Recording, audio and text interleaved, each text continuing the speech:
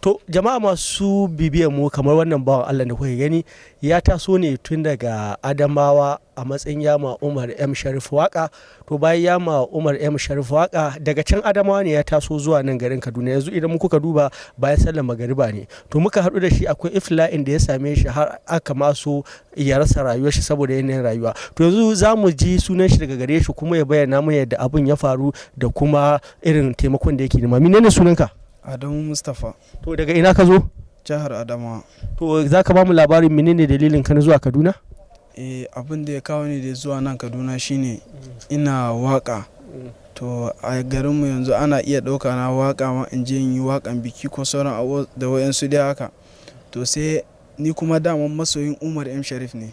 Tun daga da can ma ina ƙaunarsa sosai, tun daga waƙarsa na baya har zuwa yanzu ina da burin in haɗu da shi. Shine na yi masa waƙoƙi ƙwaya biyu, na rera masa waƙoƙi biyu a studio. Sai yaya na yi masa in short na tura masa, sai ya ce ai waƙan nan ta yi sosai, saboda haka kai yadda za ka yi ka zo Kaduna, zan haɗa ka da Umar M Sharif a gu ɗaya muke ball. Sai na ce to shikenan.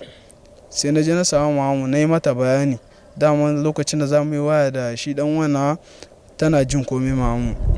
Sai ta ce to tun da haka ne, tun da abu ne na karuwa, bara mu sai da masara sai ka je can Kaduna, ka je dai da kuɗi a jikinka, in ya so duk wani abin da ke ciki dai na ji. Sai na ce to shikenan. A haka sai aka sai da masaran dai ta haɗa mu 50,000 a hannuna. Muka zo tasha a Adamawa, muka hau mota zuwa Kaduna kenan. Sai mutumin ya ce shi ba Kaduna zai zo direct ba, zai zo Kano ya juya mu a cikin wani mota sannan mu ɗau hanya Kaduna. Sai na ce mai to shikenan. Muka hau mota, to akwai wani wanda muka hau mota da shi daga garin, tare da shi muka hau mota. Da muka hau mota zuwa Kano aka soke mu, daga Kano ma muka sake hau mota again wanda ya kawo mu Kaduna. To dare yayi misalin 11 da wasu 'yan mintuna. A Kano ma na kira yayan nawa na gaya masa cewa gani nan fa na shigo Kano. Sai ya ce to ku hau mota zuwa Kaduna. Muka hau mota mun zo Kaduna kuma na kira shawaya, layinsa bai samu ya shiga ba. Layinsa bai shiga ba, sai shi wannan din ya ce to tun da dai daga gugu ɗaya muka to ba matsala, zan taimaka ma mu je. Da yake tun daga Adamawa kuka shigo mota tare da shi kenan. Cikin garin Adamawa Mubi ko cikin wani gari daga Adamawa? Onda Mubi. Uba. Wani Uba, sunan garin Uba kenan? Uba. Onda Mubi. To da muka shigo sai ya ce to zan kirawo mota daga gida sai mu je mu kwana a gidana. In Allah ya kai mu gobe sai ka kira yayan naka sai ya zo ya hau ko ya gaya ma inda yake, kawo a daidaita ka je ko ya zo ya dauke ka. Sai na ce to shikenan. Sai shi wannan mutumin ya kirawo mota kenan.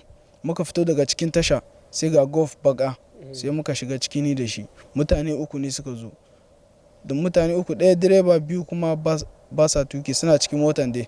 Sai aka ɗauko kayana aka sa a boot. To akwai jakata wacce na sa kuɗi na a ciki na datse da kwado. Sai ni ne a tsakiya, su kuma suna gefe-gefe. Da muka zo muna kan hanya shine suka bige ni da abakaina. Da suka bige ni da abakaina sai ka samu wani abu a wuyana. Shin abin da muke so mu sani, shi wannan wanda ya ce zai kai ko ka shigo mota tare da shi shine maka, su ne suka maka wannan abu? Kwarai kuwa tare suke. Tare suke. To kaga abin da aka yi min a wuyana. Duka dai suka sa min abin nan. Kusa yau ina da kwana 4 a Kaduna. Ina da kwana 4. Yau ne kwana na 4. Kwana 3 ina kwana, in na samu bakin masallaci haka sai in kwana a haka. To yau sai na je police station na kai musu report ɗin abin da ke faruwa. Suka ce in ji DPO wannan ba ta bangaren sa ba, sai dai in koma ta area. Wacce anguwa ne, ka rike sunan anguwa? Kwarai kuwa, police station ɗin unguwar Sunusi a nan ne. Sai ice DPO a je area da abin ya faru da ni, sai a san yadda za a yi, sai in kai report can division ɗinsu. To akwai wata yar uwata ma zan ce, tun da dai yaran mu ɗaya ne, ita ma tana aiki a police din. A can Uba ne kace sunan garin ku a Adamawa ko? Amma ita wannan karo da ita a police station din unguwar Sanusi kenan? Kwarai kuwa a police station din muka haɗu da ita. Sai ta ce to tun da haka ne zan taimaka ma. Shi DPO ya ce in je wannan area, sai ba da naira 100 in hau mashin. To sun faɗa maka area da abin ya faru ne?